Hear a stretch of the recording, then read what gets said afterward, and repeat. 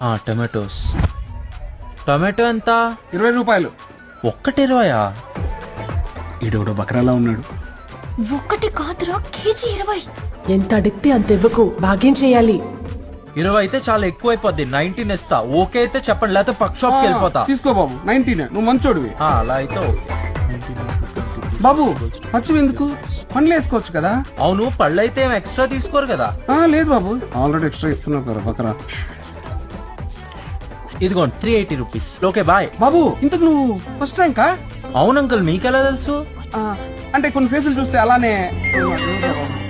4 coconuts ఇవ్వండి. మంచి కాయలు తీసుకోండి బాబు. కాయలు ఎందుకు, నాకు పళ్ళు కావాలి.